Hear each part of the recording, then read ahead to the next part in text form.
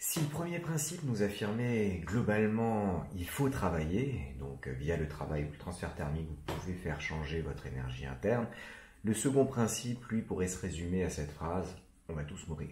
Effectivement, le second principe est un principe dit d'évolution, il vous donne le sens dans lequel se font les évolutions. Et puis, il n'y a pas de choix. Tout le monde sur cette terre va finir par mourir. Le soleil, la terre va finir par mourir. Le soleil va finir par mourir. Il y a une évolution naturelle dans l'ordre des choses qui fait qu'on se déplace d'un état à un autre et dans un certain sens. Alors j'aime beaucoup ce petit dessin que j'ai trouvé dans un hors-série de Science et Avenir.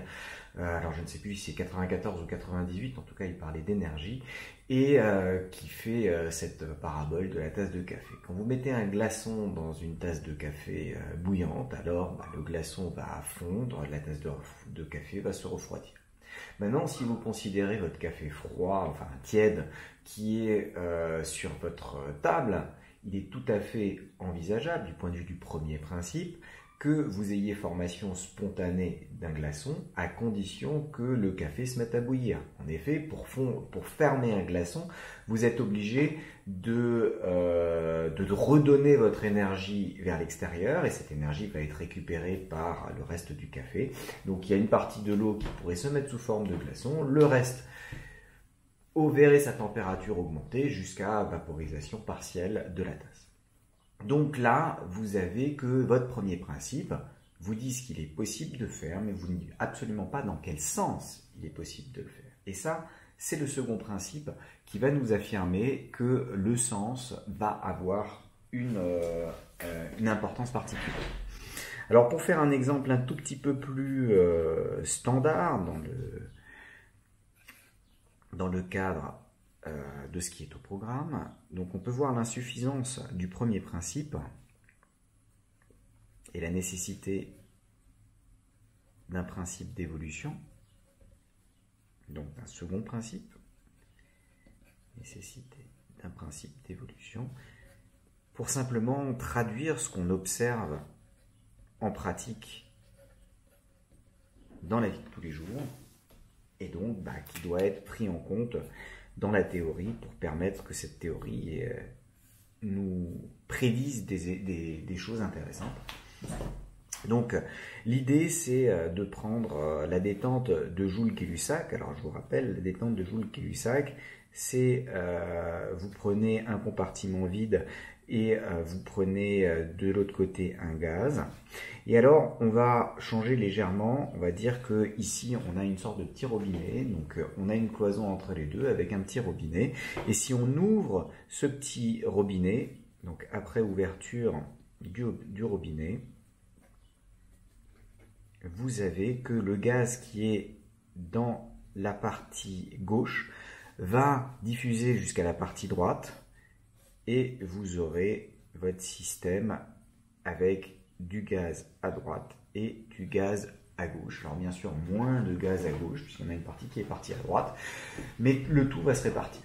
Alors statistiquement, il est possible que toutes les molécules qui ont réussi à partir vers la droite, si d'un coup de baguette magique vous échangez vous opposez toutes les vitesses, de fait que toutes les vitesses V deviennent moins V, logiquement, on va avoir les mêmes chocs dans le même ordre, à l'envers, et donc tout le gaz devrait revenir dans la partie gauche, puisqu'il est parti de la partie gauche pour aller à droite. Donc si on change tout et qu'on revient en arrière dans le temps, entre guillemets, vous allez avoir normalement un retour de ce système. Alors c'est possible, il est possible qu'on se retrouve avec tout le gaz qui va se réfugier du côté gauche, mais c'est hautement improbable. On le verra un petit peu plus tard avec un exemple statistique. Si on compte les différents états qui vous permettent d'avoir du gaz réparti des deux côtés comparé au seul état dans lequel tout le gaz va être du côté gauche, il y en aura beaucoup plus, et donc il sera beaucoup plus probable de voir un système qui sera globalement équiréparti. Donc si on applique le premier principe là-dessus, le premier principe pour la détente de Joule-Gay-Lussac, dans lequel votre cylindre est de volume constant et calorifugé, Le premier principe nous disait que il n'y a pas de travail pour ce cylindre-là parce que le volume est constant et il n'y a pas de transfert thermique puisque c'est calorifugé, donc la variation de l'énergie interne du système est nulle. Il y a autant d'énergie interne quand tout le gaz est à gauche que quand le gaz est équiréparti entre la gauche et la droite. Donc du point de vue du premier principe, c'est indiscernable, vous avez la même énergie, donc il n'y a pas moyen de dire la même énergie interne, il n'y a pas moyen de dire quelle serait la meilleure configuration ou celle vers laquelle on va finalement atterrir lorsqu'on va laisser le système évoluer comme il veut. Donc ça ne nous donne pas, ne nous informe pas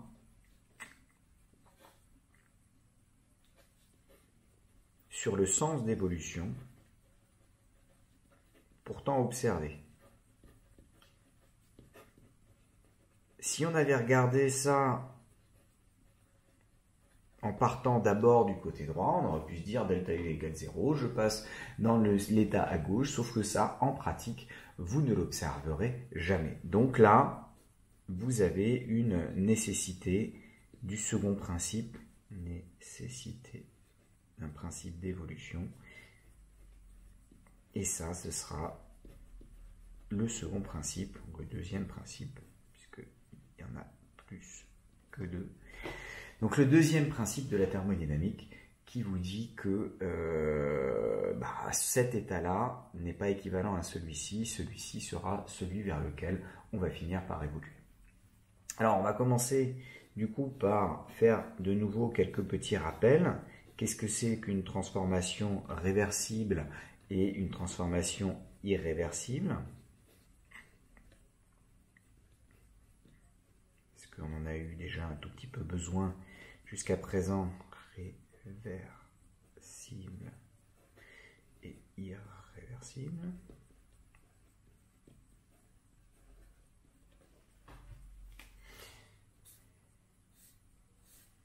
Donc réfléchissez 2 secondes.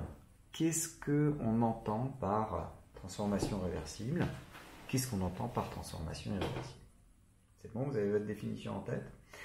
Alors, on va rappeler, on va dire qu'une transformation est réversible si elle est quasi statique,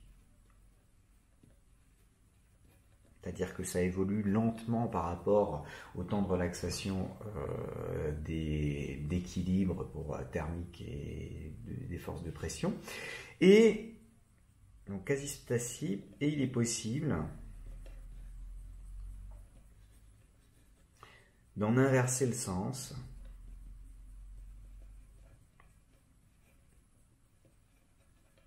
en passant exactement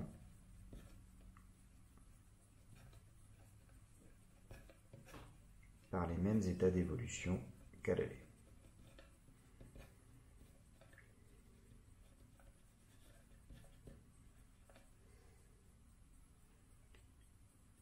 Par les mêmes états d'évolution, par une modification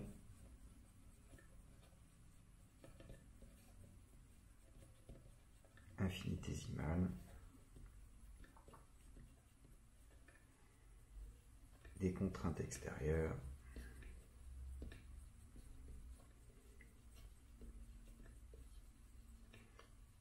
lors de l'évolution. Donc l'idée, c'est que si vous poussez un tout petit peu votre système, puis de nouveau un tout petit peu, et à chaque fois vous lui laissez le temps d'arriver à un équilibre thermodynamique local, à ce moment-là, vous allez pouvoir considérer que votre transformation est réversible. Une manière très pratique de revoir ça, c'est de se dire, est-ce que si je filmais l'évolution et que je passais le film à l'envers, est-ce que ça semblerait naturel? Est-ce que ça semblerait réaliste, ce film passé à l'envers? Donc en pratique, si on passe le film à l'envers,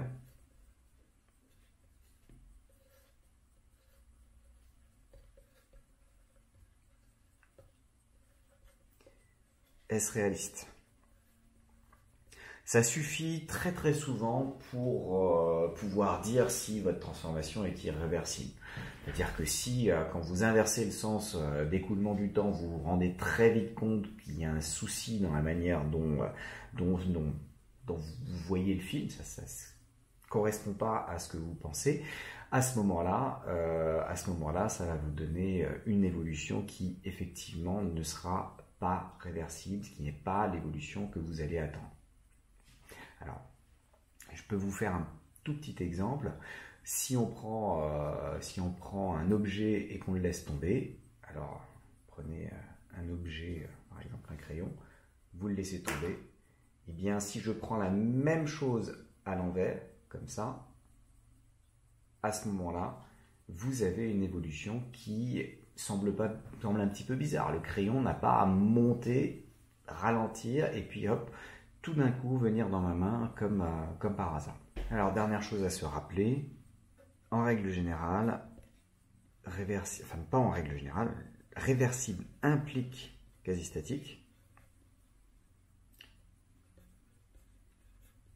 mais en général, justement, la réciproque est fausse. C'est-à-dire, vous pouvez très bien avoir une transformation quasi statique dans laquelle il y a beaucoup de frottements qui font que ça va très très lentement. Donc ça va doucement, mais du fait de ces frottements, la situation n'est pas réversible. Donc on va essayer de lister un petit peu les différentes causes d'irréversibilité. Principale cause d'irréversibilité.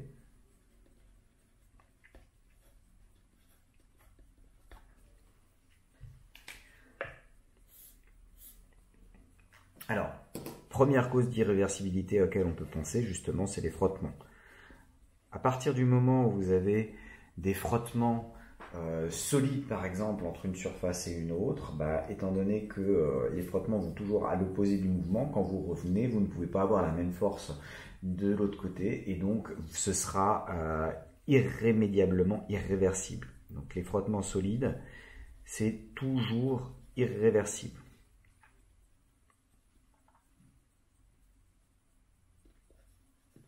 Après, si vous avez des frottements fluides, comme ils sont proportionnels à la vitesse, si vous allez infiniment lentement, vous pouvez réussir à faire tendre ces frottements vers zéro. Donc on peut essayer de se ramener à quelque chose d'à peu près réversible, à condition d'aller infiniment lentement. Donc aller très lentement, pour éviter d'avoir une influence de ces frottements-là. Et si vous arrivez, une première manière de se rapprocher de la réversibilité, c'est de transformer des frottements solides en des frottements fluides. Par exemple, c'est pour ça que vous allez graisser les gonds d'une porte pour éviter qu'elle ne grince. Le grincement, c'est caractéristique de frottements solides. Et puis, quand vous avez des frottements fluides, le fait de passer au frottement fluide, ça fait qu'en règle générale, les frottements vont être moins importants. Donc, on peut essayer de passer à une transformation à peu près réversible en allant à très très basse vitesse, mais uniquement pour le cas des frottements fluides, puisque les frottements solides, même si on est à basse vitesse, même si on est à l'arrêt, ils sont quand même là et ils vont s'opposer au sens que vous voudriez mettre pour le déplacement. Ensuite, vous avez tout ce qui est diffusion de particules. Quand vous prenez de l'encre et que vous le mettez dans un verre d'eau, à ce moment-là, vous allez observer une diffusion globale de la goutte dans le verre d'eau. Et cette diffusion, l'encre ne reviendra jamais se rassembler au milieu de son propre chef. Et donc, vous avez un phénomène irréversible. Et ce phénomène, il est induit par la disparité de quantité de matière que vous avez à l'intérieur de nombre de particules d'encre que vous allez avoir dans l'eau, à la zone où vous avez votre goutte et puis autour. Et donc, comme il y a une discontinuité, plus qu'une discontinuité, mais un écart, un gradient de concentration de votre encre, vous allez avoir que votre encre va avoir tendance à diffuser, et ça, c'est irréversible. Bien que très souvent, c'est un phénomène qui soit quasi statique, et donc, mais quand même irréversible. Ensuite, vous avez les déséquilibres. Alors ça, c'était un déséquilibre de concentration. Vous avez des déséquilibres de température. À partir du moment où vous avez qu'une température d'un système et vous mettez en contact avec un autre système d'une autre température, il va y avoir une évolution irréversible qui va avoir tendance à ramener les deux systèmes vers une température d'équilibre. Et il n'y aura jamais le cas contraire, c'est-à-dire vos deux systèmes qui sont à la même température, il y en a un qui décide d'avoir une température plus haute, l'autre une température plus basse, la somme des énergies internes peut quand même être égale à 0, mais il y a une séparation. Non, ça ne se fera jamais. Donc à partir du moment où il y a un déséquilibre de température, automatiquement, vous allez avoir de l'irréversibilité. Pareil, si vous avez un déséquilibre de pression. Ça, c'est typiquement l'expérience de Joule-Gay-Lussac, dans lequel il y avait une pression forte, une pression nulle ici, et puis ça s'équilibre à avoir la même pression de chaque côté. C'est un petit exercice qu'on a fait sur la diffusion aussi de particules quand on avait une pression là, et puis on avait calculé l'évolution de la pression à gauche et à droite, et on tendait exponentiellement vers cet état d'équilibre où la pression a été divisée par 2. Par rapport au cas initial si j'avais deux volumes de même valeur. Donc ça c'est le déséquilibre mécanique. Et puis vous avez aussi les réactions chimiques. En règle générale, les réactions chimiques vont se faire dans un sens, elles sont thermodynamiquement favorisées. Vous avez certainement déjà entendu le terme en chimie. Ça veut dire qu'en fait, la thermodynamique, l'évolution, le second principe dit que ça doit se faire dans ce sens-là, dans les conditions dans lesquelles vous vous êtes placé. Bien sûr, ça peut dépendre des conditions. Donc, souvent, on dit qu'une réaction chimique est renversable plutôt que réversible. C'est-à-dire que si vous changez les contraintes extérieures, vous arrivez à revenir à un état qui est proche de l'état de départ, mais en ayant changé les contraintes. Donc, il faut vraiment voir vos différentes sources d'irréversibilité comme ça. Donc, en résumé, vous avez que les frottements sont une première grande source. Une deuxième source, donc là on a la diffusion de particules, les déséquilibres thermiques et les déséquilibres de pression. C'est quand vous avez une discontinuité entre d'une grandeur intensive, donc pression, température, concentration, entre le milieu intérieur, le système et le milieu extérieur. Entre le système et le milieu extérieur. Et finalement, du coup, les réactions chimiques.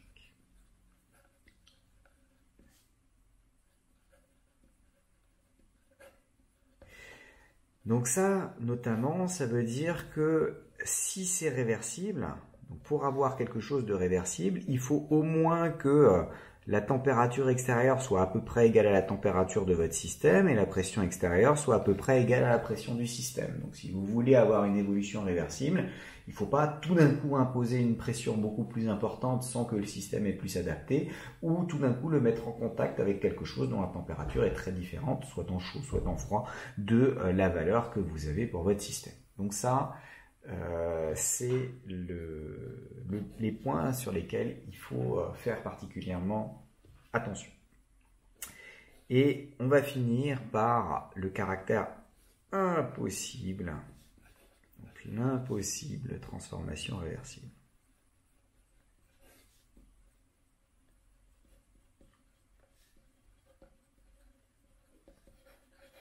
Parce qu'en fait, on peut faire ce que l'on veut, on n'arrivera jamais à obtenir une transformation qui est parfaitement réversible.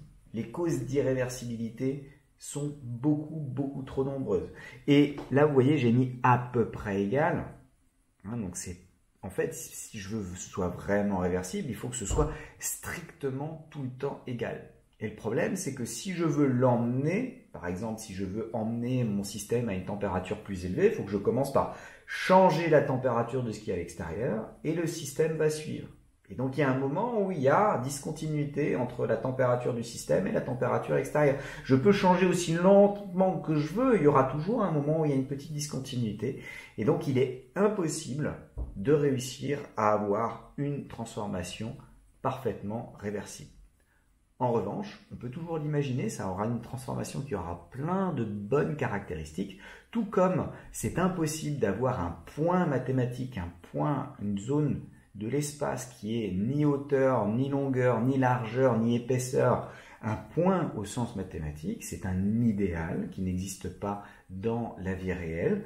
Ça n'empêche que les points servent, les droites servent, les plans servent, alors même que dans la vie réelle, ils n'existent pas.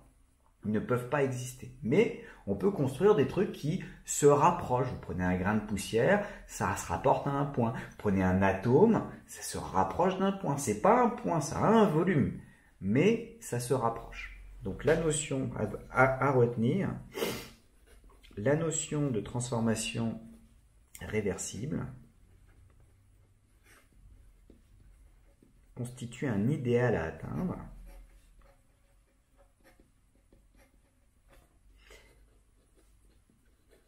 Un idéal vers lequel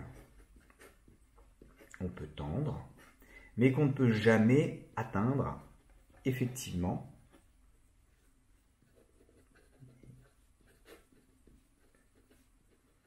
On ne peut jamais réaliser.